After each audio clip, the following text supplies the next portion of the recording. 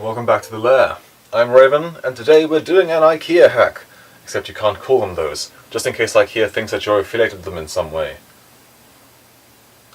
Today, we're going to be creating a computer desk raising stand majig, whatever you wish to call it, out of things that you can easily purchase for a modest price from IKEA. Sponsor? No, sponsor. We're going to build this out of two things really available from IKEA. One, a lac floating shelf, and two, a set of CAPITA legs. Just this little steel shelf legs. They of course come in various varieties. You can get this in black brown, beach, flat black, whatever you want. In my case all my furniture is black brown, so I've gone for a black brown shelf. Let us begin. This is the lac shelf. I've gone for the 110cm variety, as that's the same width as my desk, and I believe it's 28cm deep, so it's deep enough for my monitors. You can get various other ones in different lengths, but as I say, this is the correct one for my desk. This is meant to be a floating shelf on a wall, so it does have this back pane and the actual mounting bracket that you would normally affix to the wall if you're using this for its correctly intended purpose. This costs £10. And the first thing to do is take the two screws that fix the mounting bar to the desk and just screw that in. If you want to, you could just take the bar out and not put the screws in, but should I want to in the future make this a floating shelf, then I will absolutely want to have all the screws and the bar already here. We'll deal with the back later. If you're putting the desk against the wall, you can probably just leave the back exactly as it is, because no one will be able to see it. As mine sort of sits out in the middle of the room, I'll just be kneading it off, but we'll get to that later. Now we move on to the legs. As you can see, in this you get a pack of 4. These things are rated for cabinets, so they take up like 125 kilograms. We're not going to be putting anywhere near that much load on them, so they're more than sufficient for the job. And you get all these various bits and bobs. And most importantly, this will work with any of these legs that come with mounting brackets. The key part being that we can attach these brackets onto the underside of the lac shelf. Each leg then screws on, which then means you get a slight amount of height adjustability if your desk isn't quite even.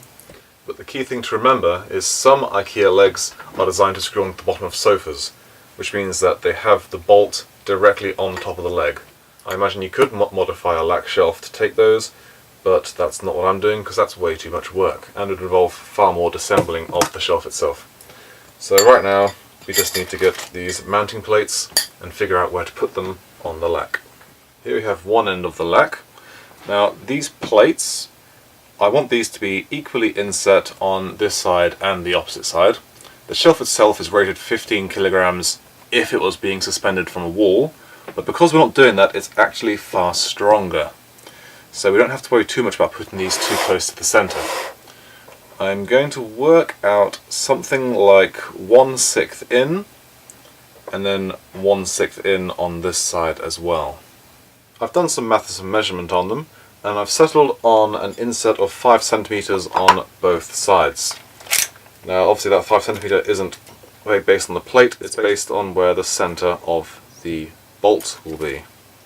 So take our ruler, mark off 5 centimeters, take a set square and just mark that out nice and clearly.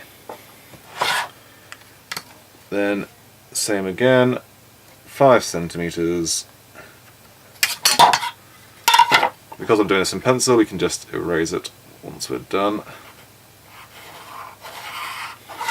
Now the reason I'm making this crosshair is to make it as easy as possible for us to see where to centralise the pin for making the screw holes. You will notice that these plates have a little bit of a lip on them.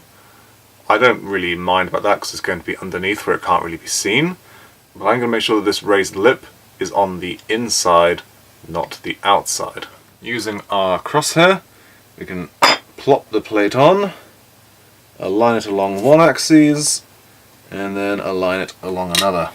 If you need a little bit of help figuring out whether or not you're straight, you can just use the ruler or the set square and just try and get it as good as possible. Okay, that looks good to me. Let's go ahead and mark all of these. There's no point marking these holes here, we only need these four. Okay, that's all marked up. You can see I can take these and they'll go on just like that. Very nice. Before we screw those on, we can go ahead and erase our working. If you have a lot of monitors, or they're very heavy, or maybe you want to put a TV and other stuff on top of this, you might want to consider at this point buying another pack of stands, and either putting 2 more legs in the middle, or just having 8 legs in total. I don't think it's necessary for my situation, so I'm going to stick with 4, but this would be the point where you would do that. Taking a look at the included screws, I'm going to use a 2.5mm drill bit and go ahead and drill out all these holes. Now you want to be careful, you don't want to drill too far down because you don't go all the way through the shelf, and these screws aren't particularly long, so you only need to drill down as far as the head. I don't know specifically how these are constructed, but if it's like most IKEA furniture, it's going to be a fairly hard surface and then filler material underneath. So I imagine once you've broken through the wood, there's a good chance the drill will probably skip through if we're not careful. Let's find out. Yep, just as I thought. So just watch out for that skip. Just take it nice and easy.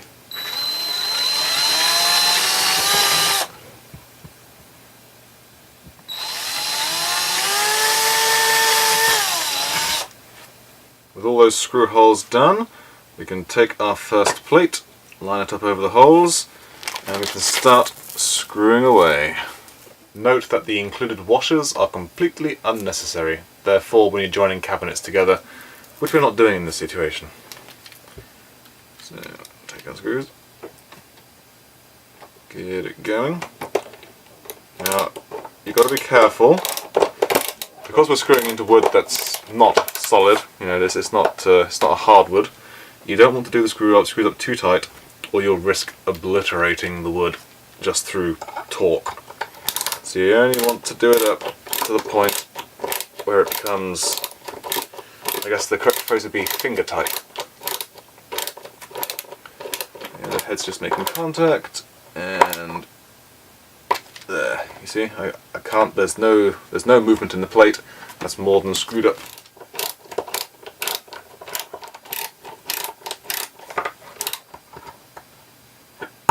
That's not going anywhere. With those firmly affixed, take the black plastic washers. Note that they've got a flat side and an indented side. You want to make sure that those are flat side up, and just go ahead and wheel those on. Then, final step, dead simple, screw on your legs. There we go.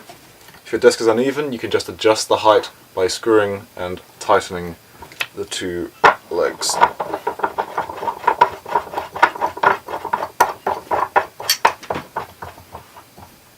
I said at the beginning of this video that I was going to hide off this back section. Again, if yours faces a wall, you can just ignore it because you won't be able to see it. But some black duct tape, which amazingly is basically the exact width. As you can see there, that there's no excess hanging out on either side. Just get that on there. Make sure it's lined up nicely. And you just take that all the way across.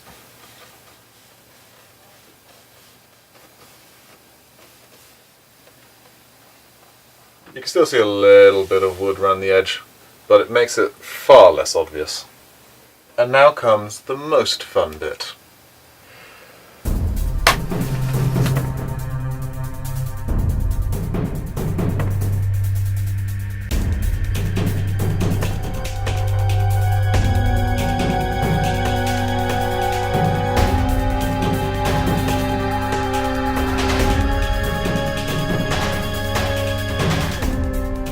Hey! This does give you some great opportunities to get some LED lighting underneath, some sort of crazy special effects. My speakers can be used on the side or upright, so I need to take the bases off and then get them in the right position, dust my desk, get my phone back in position, but look at that. Bam! £19 plus tools and tape. £19.